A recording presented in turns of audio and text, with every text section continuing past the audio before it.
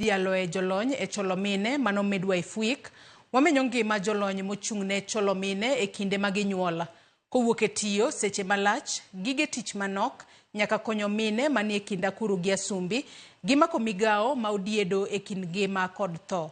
Siganda ni paronwa migepe magimako e kelo ngima manyien e kindwa, e kinde mathothne wich wil kodgi. Lipota marwa Millicent Adhiambo kelonwa sigana matut kuom duond mine ariyo magin jolony e cholo mine giwegi e kaunti ma Kisumu. Osira wende kachieng' pok owuok e ode, Monica Adera osemondo e koyo tok lamo kowuok Nyamasaria nyaka Ahero kohawo tich madwaro chuny kod kinda motegno.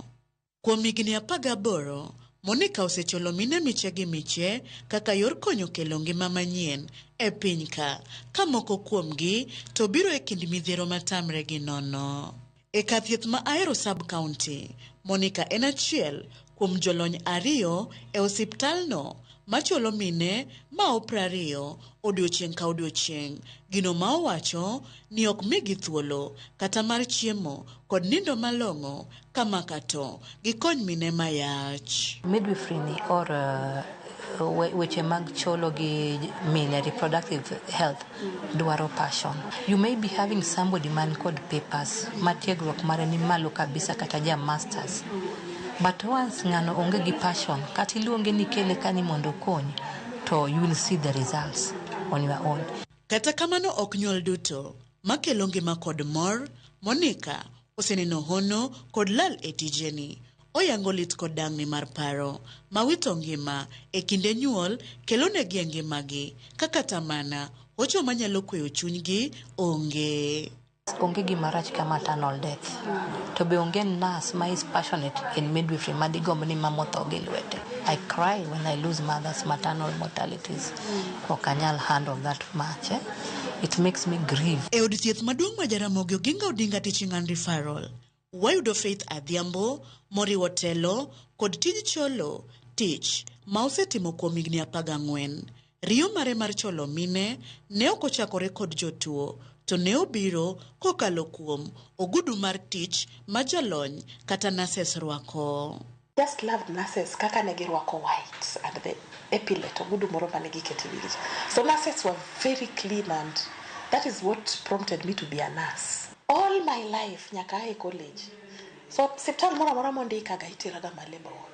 Koro nawacho ni Nyasaye nochweya mondo abed a midwife. I love mother. Pok nyathi mora mora molwar e lweta ka notho ni nowuok kool. I always give my best. That makes me a proud midwife to date. Odiochieng' Faith chakore sa 10 kogwen. Gilamo, oikore bang'e, owuok moro ni kuma odakie nyaka e boma ma Kisumu ka en gi lek achiel, reso ngima miyo kod nyathine. Seche moko tich nyalo bedo mang'eny. Salary oleo. In gi mahitaji gi mag ngima. Gima miyaga mijing'o en erokamano ma ng'ato goyona. Sami konyo ng'ato, miyo manyuol, moting'o nyathine, wiyo ok bi wil kodi. E ngima ne obro lamo niga Nyasaye koneno nyathine ni. Koro salary nachaka to leo. Ang'e ni bro chule eventually.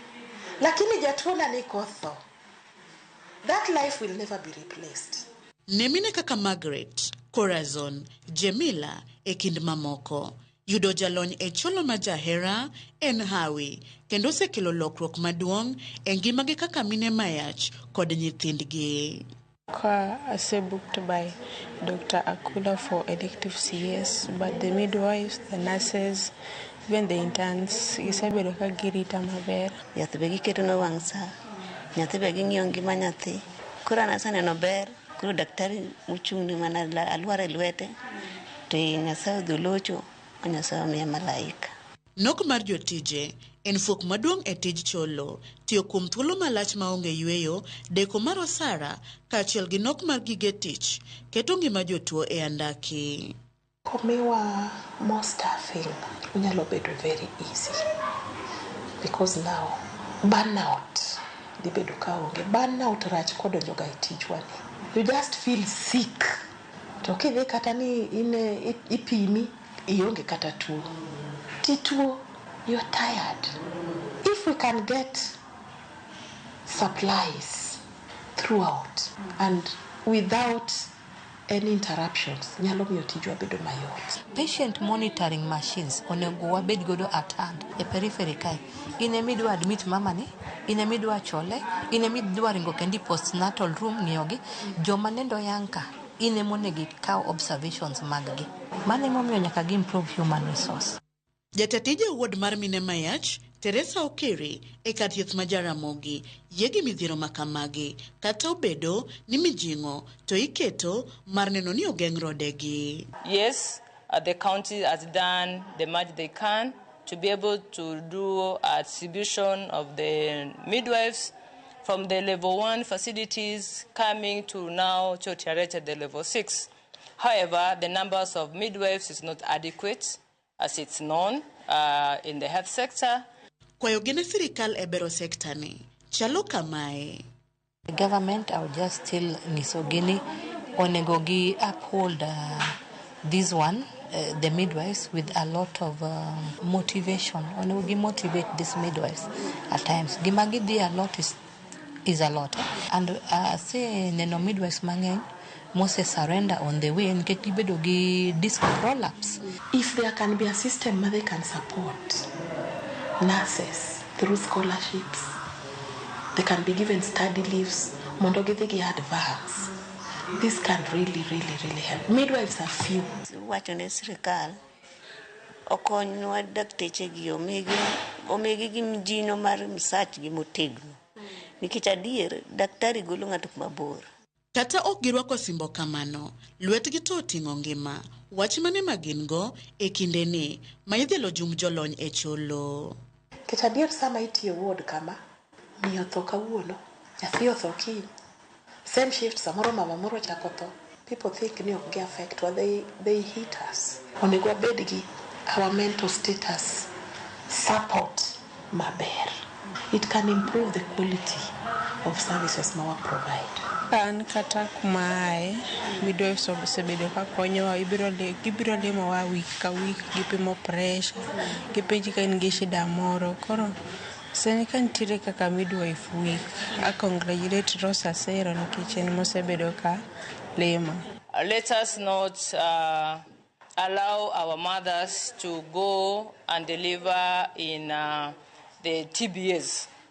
When a complication occurs and you are with the TBA, many of the TBAs will not be able to know how to handle those complications. E sama sirikal mar piny Kenya pod nigi geno mar neno ni giketo okenge mag lokruoge ne bero thieth ne mine mapek. Jiwo jolony mochung' ne cholo kendo konyo mine gi kinde mag nyuol kokalo kuom tiegruok, miyo gi hocho, miyo gi gige tich kod yango ting' magin godo e ondamo manyime mar neno ni okel lokruok e sekta ni. Ok en mana miyo gi lwedo, to en bero ngima kod reso ngima. Millicent Adhiambo, Ramogi TV, Ahero, Kisumu County.